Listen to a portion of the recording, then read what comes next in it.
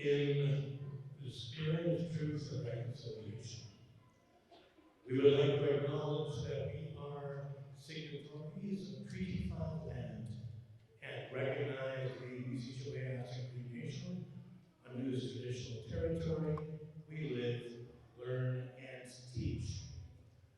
The school district of Moose Lake is located in the community of Thompson in the province of Manitoba, which is located on the traditional and ancestral lands Indian, Dennis-Lewina, Métis, Inuit, Anishinaabe, Anishinaabe, and Dakota Hawaii nations. Let this acknowledgement serve as a reminder of our commitment to honor treaties in the spirit of truth and reconciliation. We are all treaty people. I would like to start the ceremony with a prayer from our elder, Mr. David Sanderson.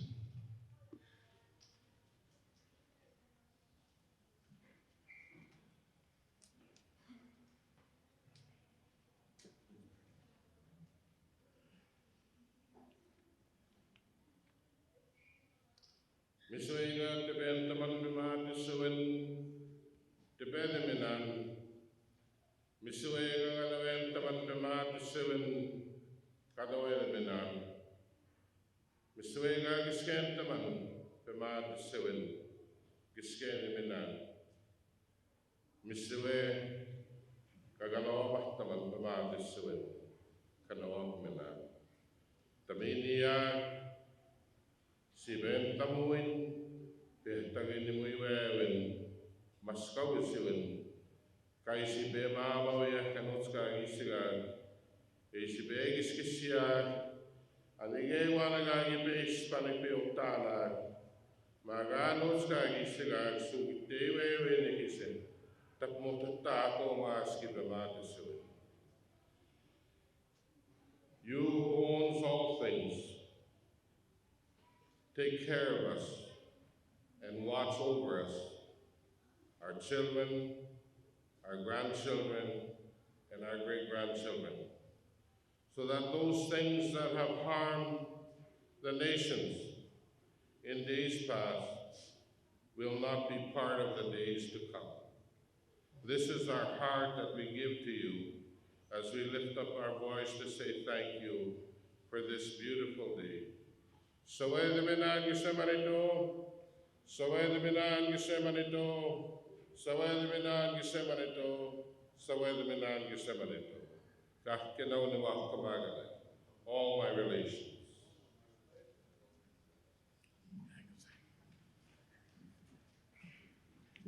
If I could get you to please remain standing for our national anthem.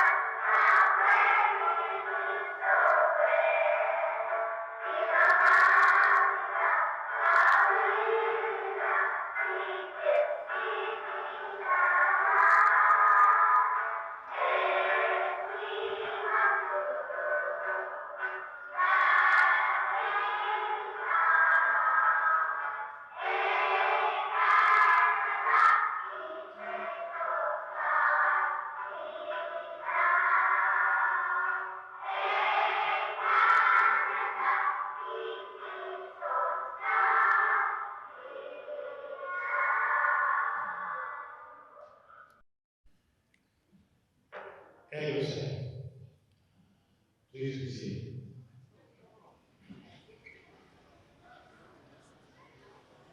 Tanzay, everybody, and a special acknowledgement to our special guests. We would like to acknowledge Elder David Sanderson, the gentleman who gifted me my spirit name, Sunday. We would like to acknowledge Member of Parliament Nikki Ashton. We would like to acknowledge Lori Anderson, the superintendent of the school district of Esquillet. We would like to acknowledge Trudy McKinnon, Deputy Minister for Veterans Affairs, who's got a recent promotion, which I actually forgot what it was. I think it's general. Might be admiral, but congratulations.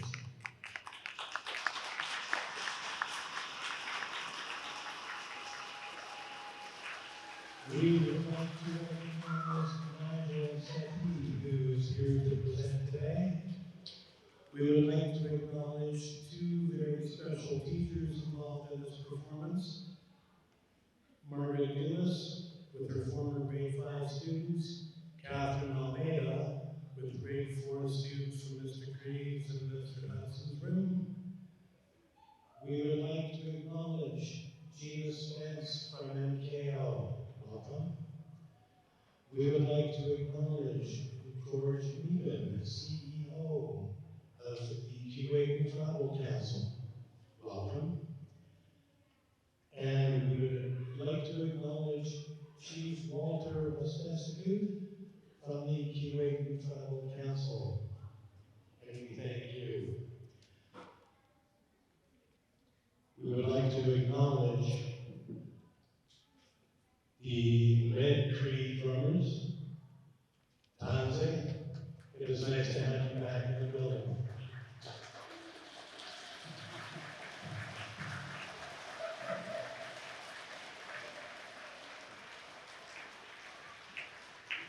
We would like to acknowledge Shauna Huber, who unfortunately cannot be here today, but was instrumental in putting this presentation together. And special acknowledgments go to Mr. Bruce Moncour, whose hard work and dedication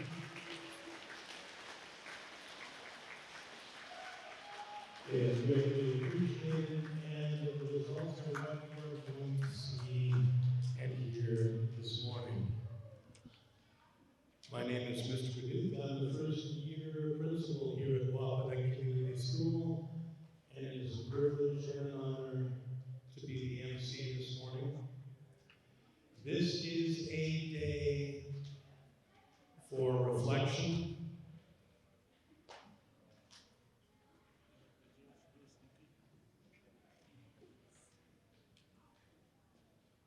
This is a day for reflection. This is a day for remembrance. And this is a day to acknowledge the sacrifice of our Indigenous soldiers from past history and up till present day. We thank them and we acknowledge them.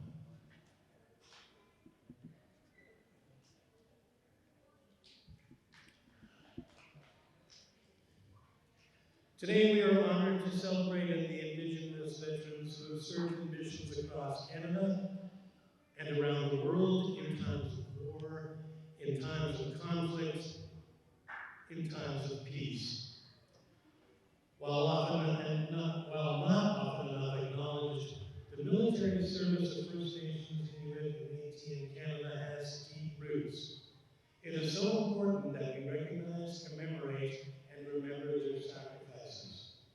On November 8th, we come together to mark National Indigenous Veterans Day, honoring the important contributions of Indigenous peoples in service to Canada. As we reflect, we remember those who lost their lives and those whose lives who are forever changed. We hold their families, and communities in their hearts.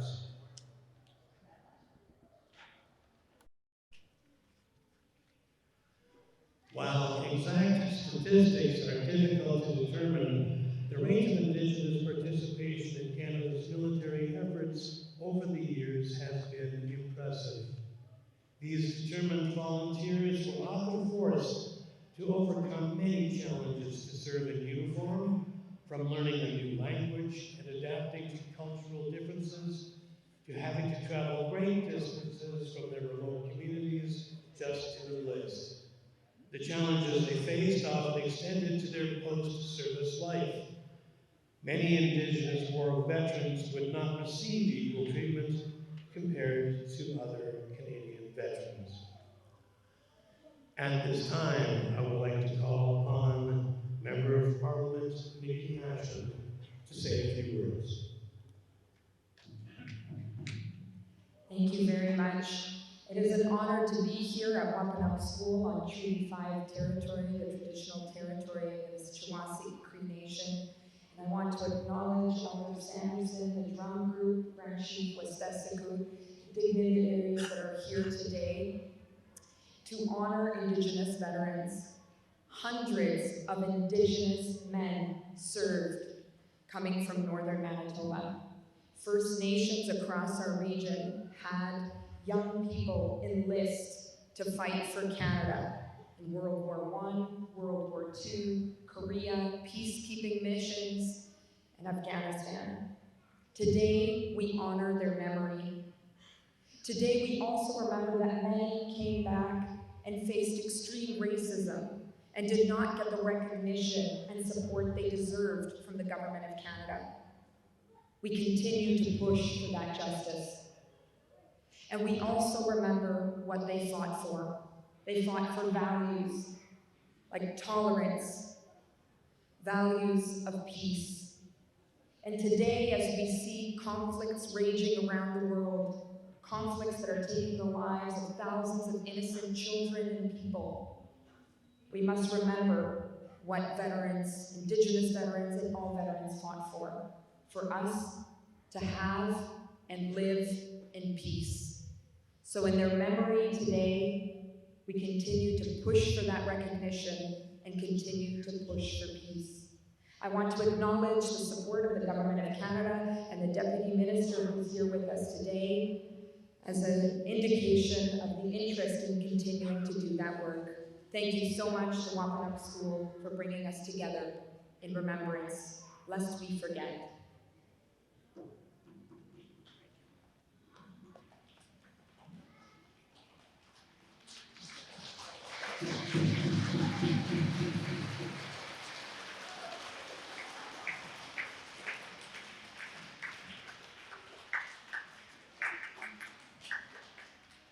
I would now like to call upon Veterans Affairs Deputy Minister Trudy McKinnon to say a few words. Good morning, everyone. Thank you so much, distinguished guests, veterans, students, family, friends. I want to first thanks to Wapanohk School for hosting today as we gather to mark Indigenous Veterans Day. This is a time to reflect on the many important contributions that Indigenous veterans have made to Canada. I want to first acknowledge, though, and we really have to acknowledge, that when they came back from overseas, from various conflicts, they faced unbelievable, awful discrimination and systemic racism in their efforts to try and receive benefits and services from various government departments, including Veterans Affairs. And so we acknowledge that, and it's not enough to just acknowledge it. We need to take action to address that. And so today is one way that we do that, by marking National Indigenous Veterans Day, but we also have to take action internally within the department. And so we have recently entered into a letter of understanding with the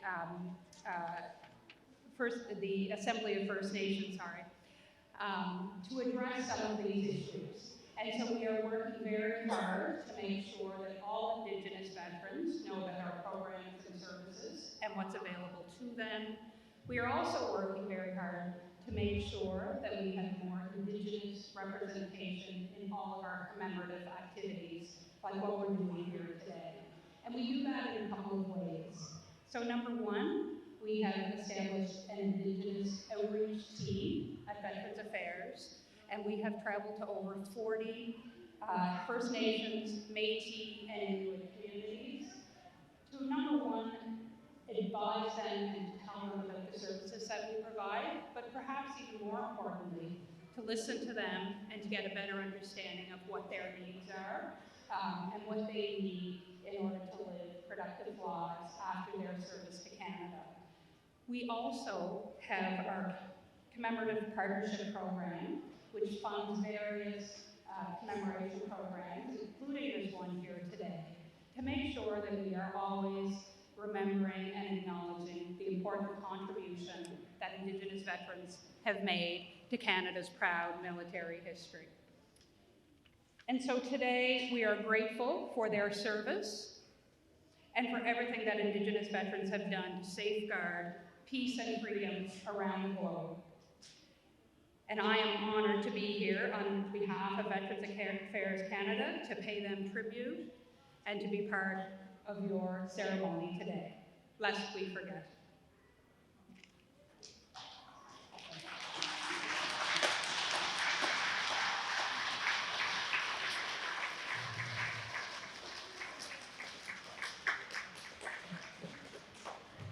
Indigenous Veterans Day is observed in Canada on November the 8th in recognition of Indigenous contributions to military service, particularly in the First World War, Second World War, and the Korean War.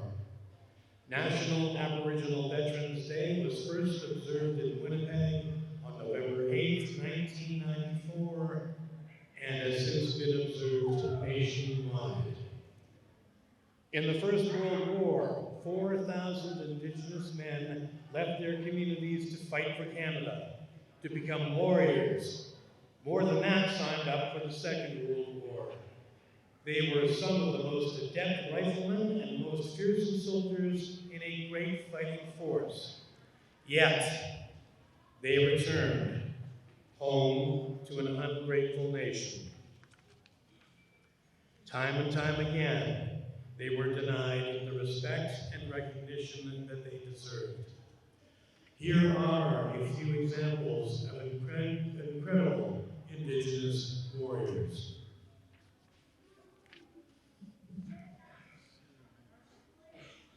Francis Pegawegaba, Anishinaabe, 1891 to 1952, was given a medicine bag by a community elder before he deployed. He carried it with him until it was lost in the military hospital where he was recuperating from a gas attack. But he carried the spirit throughout his life. Peggy, as he was known, joined the Canadian military on September 15, 1914, a month after the war had been declared.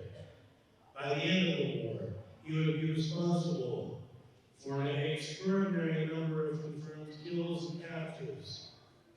Peggy would be one of 39 soldiers awarded the military medal, our third highest medal, with 3 bars. He was a true war hero. After the war, he wanted to start a farm near Parry Sound, Ontario. He made the application for the Farming Settlement Act, but his Indian agents denied the request.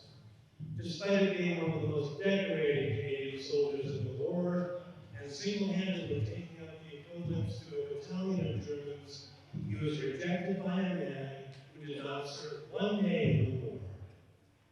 It got worse. Despite being gassed twice and suffering from lung issues for the remainder of his life, he would not get his pension until 13 years after the war. Even then, he would have to prove to his Indian agent that the money was not being spent frivolously. But he was a warrior. He continued to fight for his people decades after he left the battlefields of Europe. He was elected chief of the Wapanohk First Nation in Ontario. He led a delegation to Ottawa, demanding Indigenous rights, and served as Supreme Chief of the National Indian Government. He was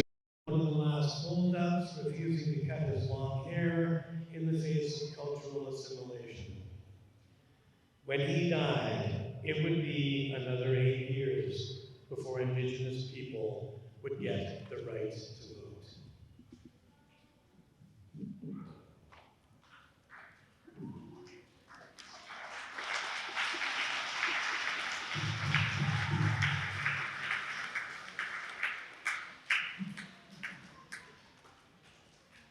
The legendary Tommy Prince. Tommy Prince was born in the Kansas tent in Petersfield, Manitoba in October 1915. Tommy Prince, the most decorated Indigenous veteran born into the Broken Head Ojibwe Band and recruited under this cadet program in residential school. Tommy Prince became a Canadian hero at a time when Aboriginal people were still discriminated against by the government. During World War II, Prince enrolled in the 1st Canadian Special Services Battalion. As the name suggests, the group was one of the first modern Special Forces units performing highly dangerous missions behind enemy lines. Prior to deployment, the team trained rigorously in stealth tactics, hand-to-hand combat, the use of explosive, amphibious assault, and alpine warfare. Prince's particular role was to scout forward and observe enemy movements. His unit terrified Axis soldiers who called them the Black Devils because of their ability to sneak behind enemy lines and do damage to the enemy under the cover of darkness. As one of Prince's officers recalled, he moved like a shadow. He would steal things from them. Prince fell in hard times and spent his last years living in a Salvation Army shelter. He died at the Deer Lodge Hospital in Winnipeg on 25 November 1977. He was 62 years old.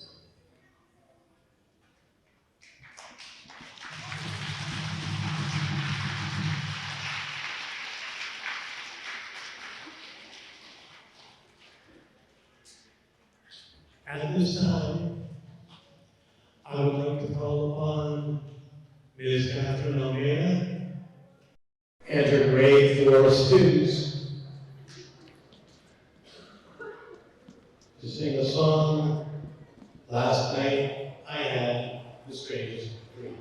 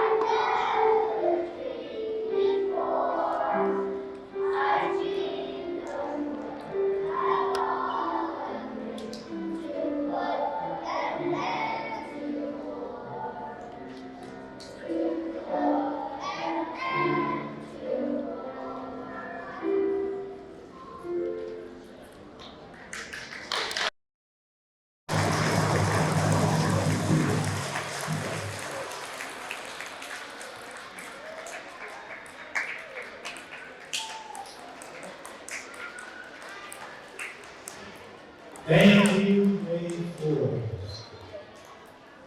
Thank you, Ms. Elena on the piano. And special acknowledgements to the conductor, Ms. Sherry Brew. Egasan.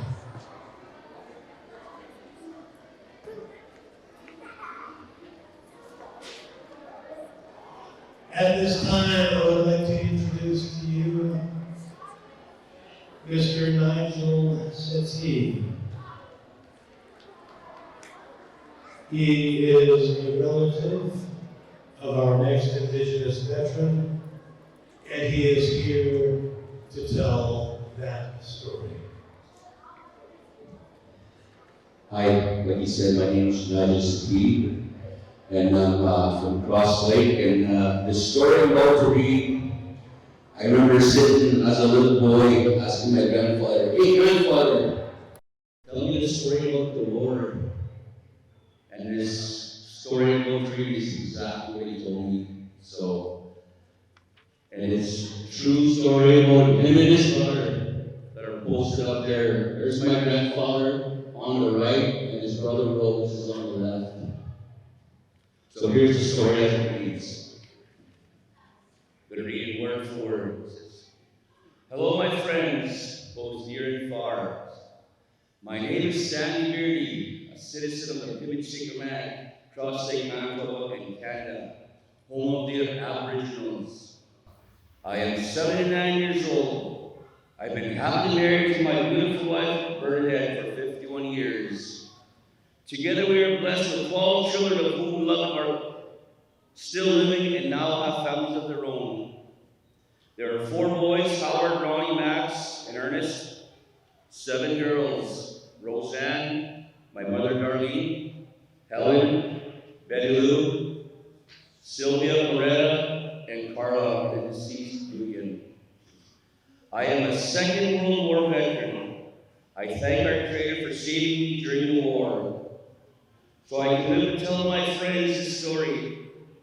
I am happy to do so, although the hurt is still with me today, because I witnessed the death of my brother Rose during the war. My friends, the mood was very hard on me. The hurt was devastating. I tell this story so it is a healing process for me, and at the same time, the story that I'm about to tell you is true. It is a sad story about my life in the Army. My brother Rose and I joined the Army on August 8, 1942. I was 23 years old, he was 23 years old, and I was 21 years old. After we joined that month of August, we stayed in Canada for 6 months. After that, we were transferred overseas to England, where we took training for 2 years. Upon completion of our training, 2 weeks before invasion of Normandy and prior to Normandy departure, my brother had a beautiful dream. So it unfolds. In this dream, he saw the doors of heaven open in the sky. There he saw a beautiful land, which way more beautiful than the world we cherish so much, the world we cherish so much. In this dream, he said he saw a high and beautiful building in heaven. This building is mentioned in God's holy word in St. John 14. In my Father's house, there are many mansions.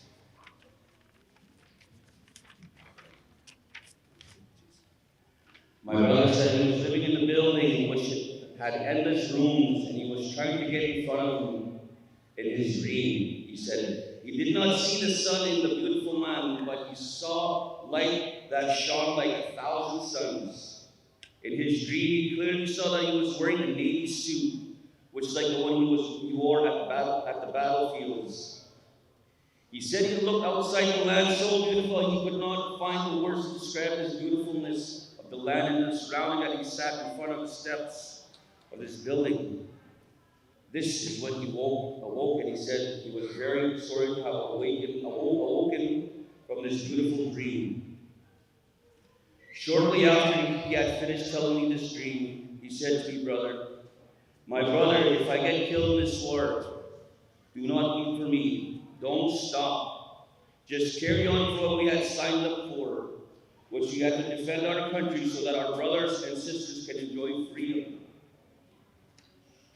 At this time, he said, "Brother, let us go to town and we'll get our picture taken together," which we see right there. So he sent our picture home for our parents to keep. This picture you see in the front page was his idea. After the death of my parents, the picture was given back to me. My brother must have realized already that he would be killed, for I do not think he would be having prepared these things just before we went out to the front lines, the battlefields of Normandy. I was not prepared for the day when the news was told to me that my brother had been killed. I do not think I would ever forget the day in Normandy as I held back tears in my eyes and the words of my brother echoed, "Do not weep for me if I get killed." I just could not hold back the tears as the commanding officer took me back 10 miles behind front lines where my brother lay beneath his blanket that the soldiers had carried. It was at this time that I realized that the blanket of each of one of us carrying on our backs was not only blankets, but our coffins as well. As I cried myself to sleep that night on the ground, it was then I too was blessed with a dream. I dreamt of my brother that very same night, a dream that I must tell before the days of my entitlement are all gone. In my dream, I dreamt of my brother.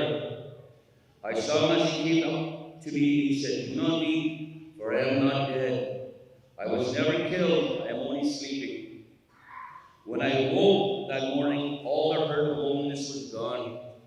That day, I told my commanding officer that I wanted to go back to where my brother was dropped, and that I wanted to carry on from where he wanted me to be.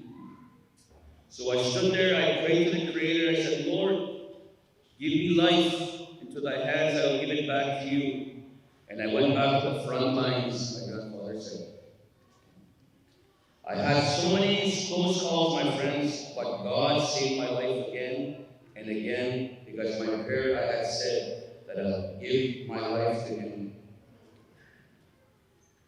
If I was killed then, there would have not been no way to tell the story of my brother's dream or about the beautiful heaven. I have and I will continue to thank the Lord for saving my life so that I can share this story with you. The trip home after the war was a happy one for those of us that survived, and yet for me it was a sad trip home because I left alone. My brother, a brother that I love so much, but now that we know there is a life after death. The war was won by 3 countries, Canada, United States, and the British. This is coming from my grandfather, as he said, "Enjoy your freedom, and God bless you all." Stand green. Thank you very much for listening to the story.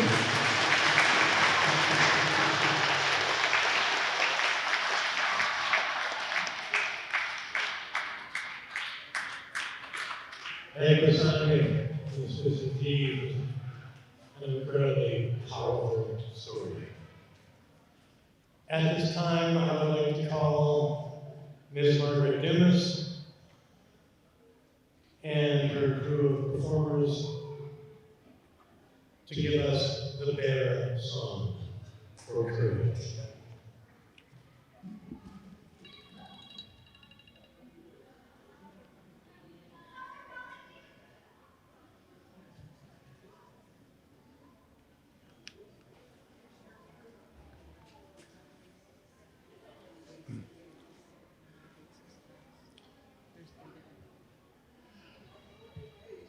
Good. Ms. Students, grade 6 girls from last year, please come.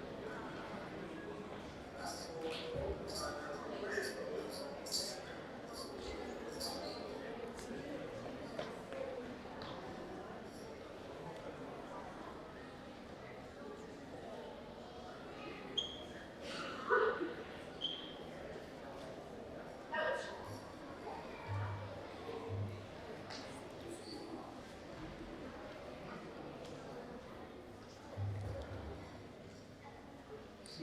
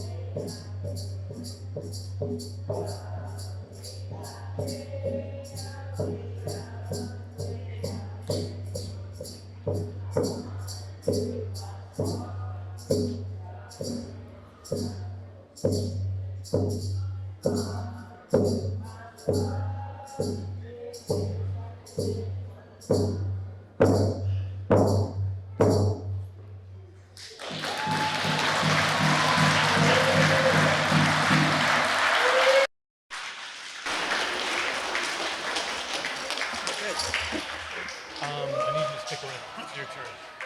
First is up. Oh, okay. So you guys, I'll hold on to that. I just have to get my paper. Thank you. How were they? Use a couple practice. Thank you very, very much, Ms. Nunes and grade sixes.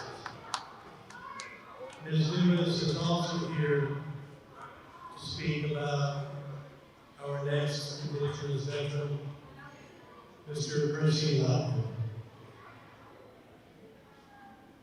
Dancy, elders, and guests, Rasta.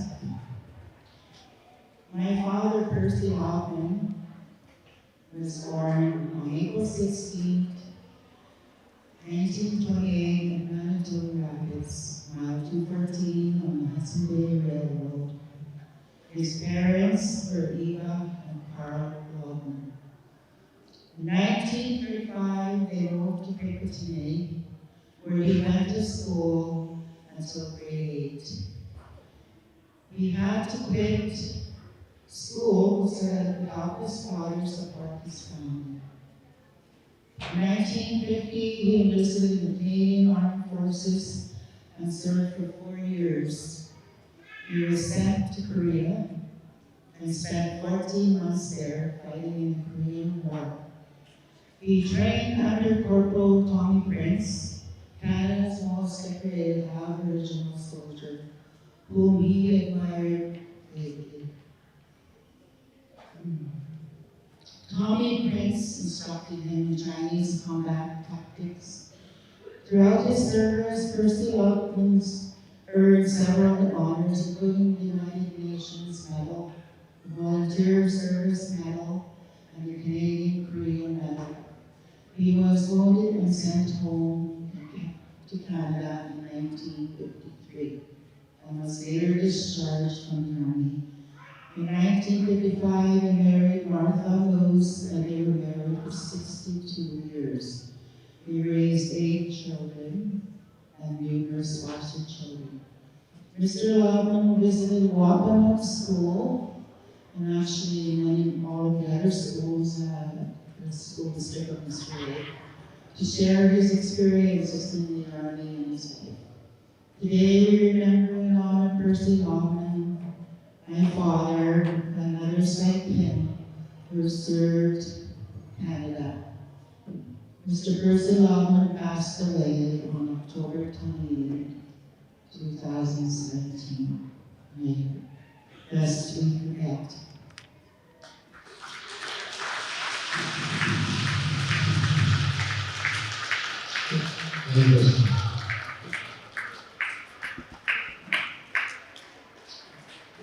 There are Indigenous veterans who are still serving with distinction.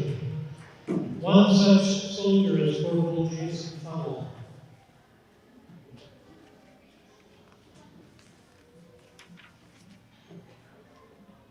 He has won the Medal of the Military Valor. On September 3rd, 2006, during Operation Medusa in Afghanistan, Corporal Funnell of 7th Platoon Charlie Company braved intense enemy fire to come to the assistance of his comrades trapped in a disabled vehicle in an enemy kill zone. Ignoring his personal safety by twice crossing ground covered by effective enemy fire, Corporal Funnell successfully assisted in the treatment and evacuation of his injured and killed comrades while returning effective fire. His brave and professional actions saved lives and allowed the orderly withdrawal of his platoon under heavy fire. This is Arthur Forstar. While he is not a veteran, his father was. In fact, his father was away fighting in World War II when he was a 5-year-old boy. An RCMP officer and a priest burst into his house and took Arthur to residential school while his father was away fighting the war for Canada. According to the Truth and Reconciliation Report, Indigenous students had a 1 in 25 chance of dying in their residential schools, while soldiers that fought in World War II had a 1 in 26 chance of dying in the war. And yet many residential school survivors went and signed up to protect a country that treated them so poorly. That is why we must remember.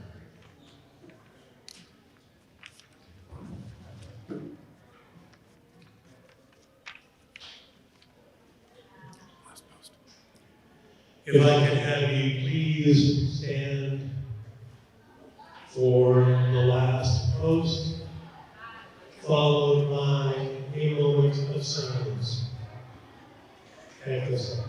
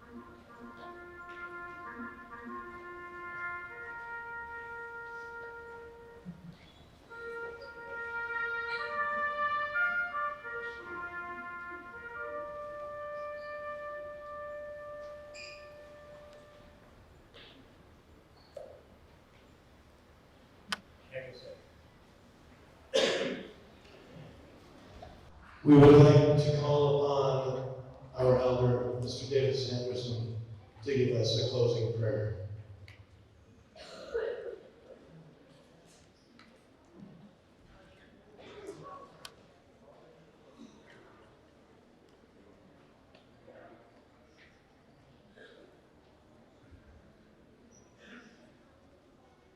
For the beauty of life, for the beauty of all that is around us, for the beauty of each human being on my left, on my right, behind me, and in front of me, for the beauty of the earth upon which I stand, I will embrace this beautiful day and all of these beautiful gifts and the gift that I am.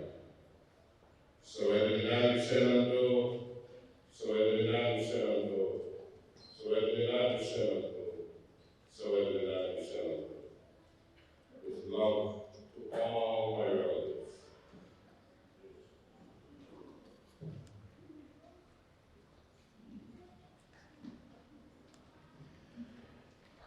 That concludes the morning's Indigenous Veterans Day ceremony.